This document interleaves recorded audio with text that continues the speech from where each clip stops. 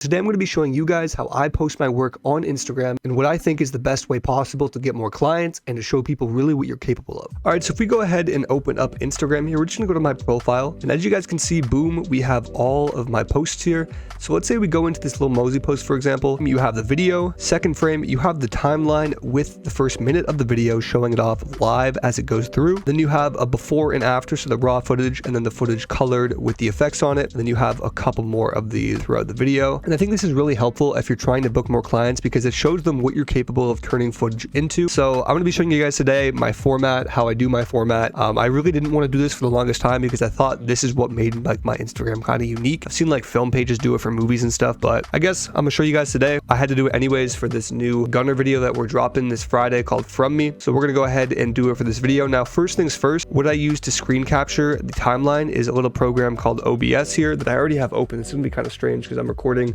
OBS 3 times here. So if we go over to OBS, I'll just go to my screen capture here and I'm going to move it onto my second monitor. And now there's tons of videos on how to set up OBS, or if you use any other screen cap software, use that. But what I like to do here is choosing all. I like to perfectly make where the video starts and ends, fit in this little bracket here. And then I'll bring this bar to fit perfectly there.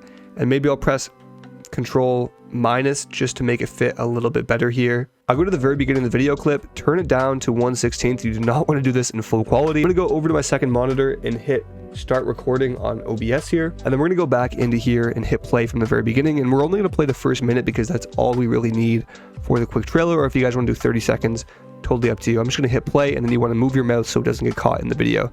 So just like this.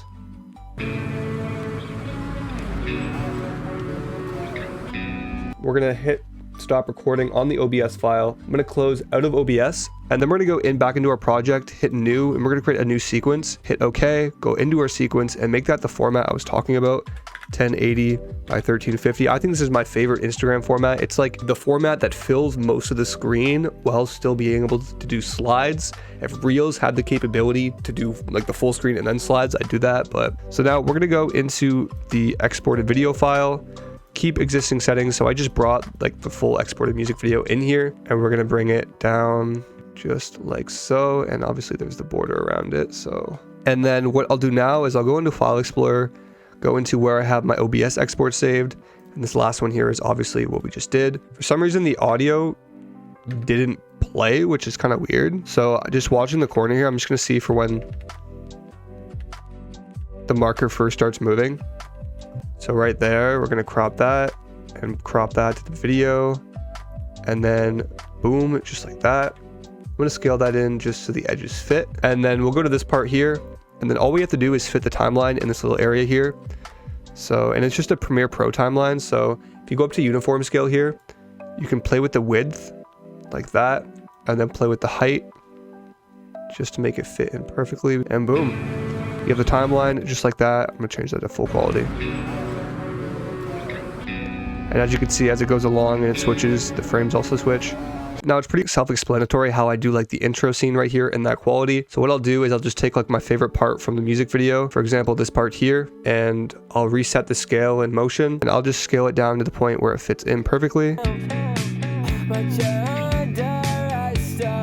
And then rendering this out, you guys will have that. Now, moving on to the other part that I think is super important. If we go back into the main sequence here, we could see, for example, like this scene right here. If I highlight all of these and hit E to turn them off, we just have this. So I'm going to highlight all of them except the border, just like so. So what we're going to do is we are going to hit I on our keyboard on the in point of the clip and go to the out point right here and hit O. And we're going to press Control M on our keyboard here. And now what I do is I like to create a folder called IG exports, and I'll create a folder called ignore for now. And this is kind of a messy way to do it, but I just call this one 1, and then I'm not going to export it in the highest quality possible. Let's do like that. That'll be fine, 24 megabytes, whatever. Hit export, boom, and then I'll turn all of these on and hit the same thing again. Go to the same area, call this one 1. Don't question it. It's just the way I've always done it. It's kind of weird, but it's whatever. And then now we'll go back into that sequence 2 here and we'll go where I saved them. So I'm just gonna go up to quick access here. I'm just gonna click on it, right click and open the file location, drag both these in here.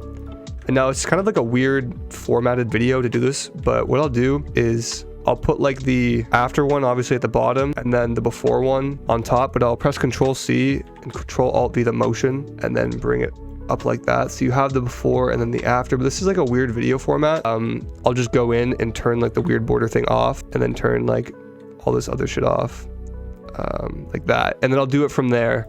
Obviously leave the title and I'll do it like that. So yeah, you guys pretty much get what I'm doing for this.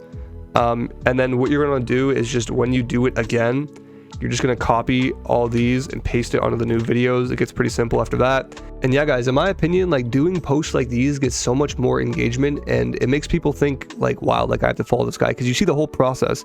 You see a little snippet at the beginning, which I usually do like 15 to 20 seconds, maybe 30, and then you get the first like minute or 30 seconds of the video here with the timeline, so you can see all the work I did. Then you get like these sick before and afters, and I've been doing this for like a really long time. I think the first time doing it was this YG video here. This is from like way back in 2020, December 2020. The first time I ever did the before and after on a video was this one. I was showing you guys before, and I just kind of carried on doing it. Yeah, guys, if you enjoyed this video and want to see more stuff kind of like this, not like tutorials, I guess this was a tutorial, but if you want to see like more stuff on like how to market your stuff and how to make it more appealing, definitely leave a like and subscribe. I'm going to be pushing out a lot of videos just like this going into the future. If you made it all the way to the end, I'm moving out soon. I'm going to be in a new place ready to grind up on videos. Thank you guys so much for watching. Peace.